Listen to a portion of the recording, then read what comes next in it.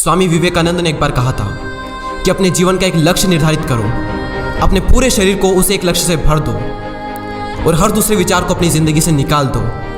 यही सफल होने का मूल मंत्र है। हमें से कई लोग डॉक्टर एपीजे अब्दुल कलाम साहब को इंस्पिरेशन मानते हैं, लेकिन क्या आपको पता है कि उनकी इंस्पिरेशन कौन है? स्वामी विवेकानंद। और सिर्फ यही नहीं, बल्कि निकोला टेस्ला, सुभाष चंद्र बोस, लाल बहादुर शास्त्री और भी कई सारे ऐसे लीजेंड्स हैं जिनकी इंस्पिरेशन स्वामी विवेकानंद है। आज हम स्वामी जी के जीवन की 3 कहानियां डिस्कस करेंगे और जीवन की बहुत बड़ी सीख है इन तीनों कहानियों में। पहली कहानी, एक बार स्वामी जी को नदी पार करना था और वो नदी के पास में खड़े थे। तभी एक साधु ने आकर उनसे पूछा, क्या आप ही स्वामी विवेकानंद हो?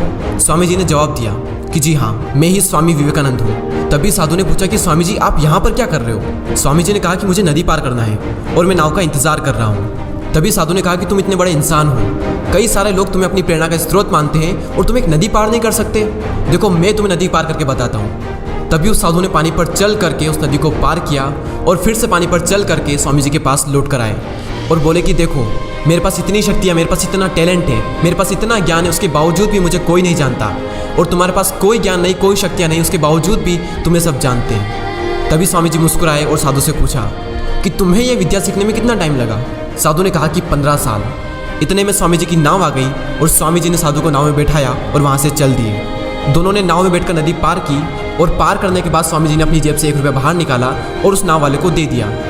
यानी कि दोनों के मिला के 50-50 पैसे यानी 1 रुपया उन्हें दे दिया।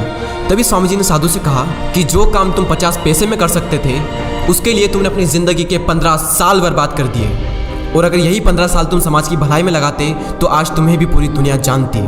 और मैंने यही किया, इसलिए मुझे पूरी दुनिया जानती है और तुम्हें कोई नहीं जानता।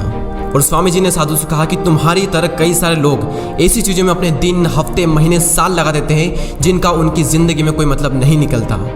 इसलिए अपने टाइम को ऐसी जगह पर लगाओ जहाँ पर उसका एक्चुअल में कोई सेंस निकले, क्योंकि टाइम से बढ़कर इस दुनिया में कोई भी इंपॉर्टेंट चीज़ नहीं है। अगर समय बर्बाद तो ज़िंदगी बर्बाद। दूसरी कहानी, एक बार स्वामी जी एक ब्रिज पर चल रहे थे। तभी वहाँ पर कुछ बंदर उनके पीछे पड़ जाते हैं। कोई बंदर उन पर लपक रहा, कोई उनका प्रसाद छीनने की कोशिश कर रहा और स्वामी जी उन बंदरों से पीछे छुड़ाने के लिए वहाँ से भागने लगे। स्वामी जी भागे जा रहे थे और वो बंदर भी उनके पीछे पीछे भागने लगे। तभी एक आदमी ने स्वामी जी से कहा कि तुम डरो मत, इनका सामना करो। तुम जितना ज़्यादा इनसे डरोगे ये तुम्हें उतना ही ज़्यादा डराएंगे।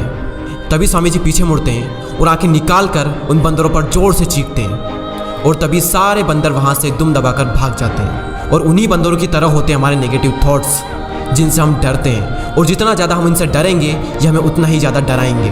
इसलिए नेगेटिव थॉट्स और डर से डरो मत, बल्कि उनका सामना करो।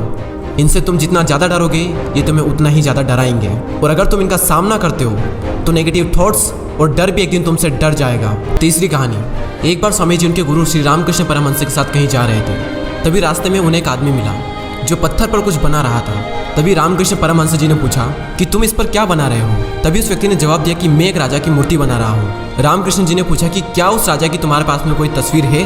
तभी उस मूर्तिकार ने कहा कि नहीं, मेरे पास उनकी कोई तस्वीर नहीं है। तभी रामकृष्ण जी बोले कि अगर तुम्हारे पास उनकी कोई तस्वीर नहीं है तो फिर तुम उनकी मूर्ति कैसे बना सकते हो?